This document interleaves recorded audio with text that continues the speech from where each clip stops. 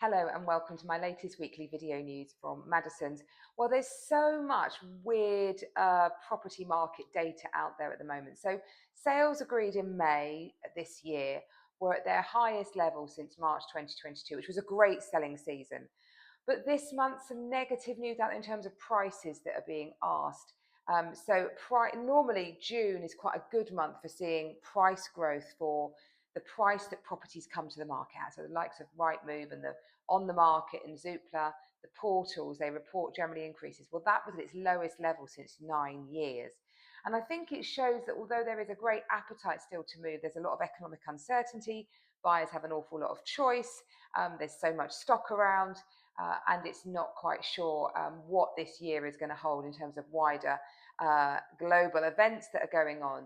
So although property sales are up, it continues to support this is a very price sensitive buyer's market, which is what I talk about all the time at the moment. So of course, lenders and the general economy always looking at how can we encourage more buyers to get on the market. And one thing that's being talked about at the moment is the return of interest-only mortgages. So I talked recently about how the banks were reducing their stress testing. Well, this is about interest-only mortgages. So back in 2008, the financial crisis, about 39% of mortgages were interest-only. But the FCA, the Financial Conduct Authority, came down on them like a ton of bricks, saying they were ultra high risk and a ticking time bomb. It was felt that many lenders were using an interest-only strategy when basically there was evidence that the borrowers couldn't afford a repayment method. So they're basically lending them on interest only, covering their interest costs with no sort of certainty of when or how the debt would actually get repaid at the end of it. And of course, if they haven't got a suitable investment asset to get the debt paid, endowment policies, of course, used to be a big thing. They don't happen anymore because of dreadful returns they got, but they used to be very popular when they did return good results. But if you haven't got an investment vehicle like that or a plan how you're going to pay that debt down, then it forces the bank to repossess, which is obviously not good. A forced sale, not good on the bank's reputation or the market. But the FCA thinking it should relax its grip on those and allow banks to think more innovatively about how they could return to interest-only mortgages. There is no doubt that for some people, they absolutely work really, really well. If you've got a buy-to-let investor who's got an investment property, their plan might always be to sell that property at the end of it and repay the debt.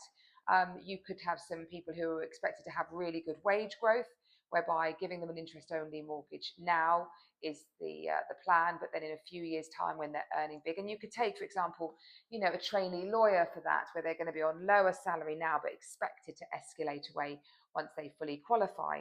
So lots of examples where actually interest-only mortgages might be good and might return. And anything like that will act as a stimulus to the market. If lenders are freed up to lend more, that will all help to boost the market. And of course, the government is always keen to see what's happening on the market because, of course, stamp duty is such a huge revenue driver.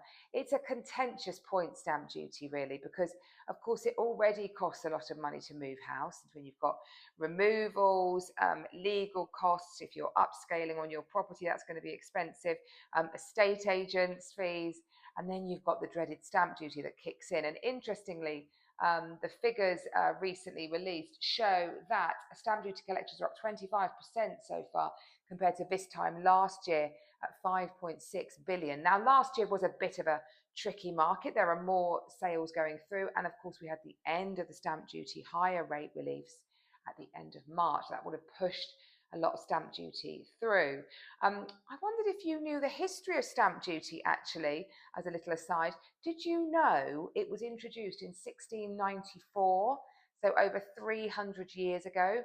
It was introduced basically as a 4-year plan. They said it will only apply for 4 years because they needed to raise money because they've been at war with France for 9 years. So military assistance was needed, and it was called stamp duty because when you had the deeds to your property and the lawyer did the paperwork, you got an official stamp to show that you had paid that duty. And before that, taxes were very ad hoc, really. There was no real system like we have now of income tax, capital gains tax, all of that.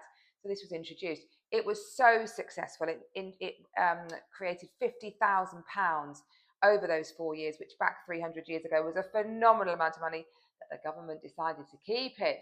But of course, it was introduced in very different times, and now there is a lot of calling that it should be addressed. It could be stopping people moving, whether that's upsizing, downsizing, right sizing, whatever. It can make people put their plans on hold unless they are a real need-driven seller or buyer. So yeah, so it's interesting that they are still continuing to call for it, but it's still raising really good money. The Labour government, though, sorry, not the Labour government, the Conservative government introduced, though, the non-dom tax regime. So non-domicile means basically domicile is where you think of as your home. So you could reside in another country, but you will always say, but my home is wherever it might be. So non-domiciles, they're people who come to this country, live here, pay taxes obviously here, but retain their home sense elsewhere. And basically, the UK government abolished the fact that we used to disregard their worldwide assets when looking at their tax treatment in this UK. And that has really affected that particular super prime market in London, where property sales of 5 million plus are way down because it's felt that less favourable tax treatment for non-doms is driving them out of the country. And it's reported that that will lead to a £400 million hole in the stamp duty coffers, so to speak. So the government is looking at that, might do a U-turn. We will wait and see. They know it's happening. They know it's not good and are considering it. Gosh, that was a bit of a busy roundup on various bits, wasn't it? What can I talk to you a bit more interesting?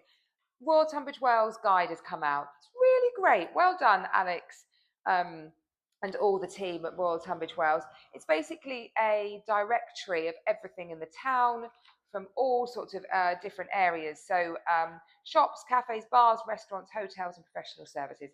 And we are in here because we support the bid, which is all about making Tunbridge Wells even better for tourism and driving wealth to our town. So that's out. New copy of The Business is out. Lovely to see Oliver Corkery on the front of Corkers. Great if you want anything for your house. Many of you know I did a big house build and they looked after a lot of my millboard supply. So really fabulous service from Ollie and the team at Corkers. But turn to page 78 and you will see my article all about the power of being prepared. And that is talking about being legally prepared.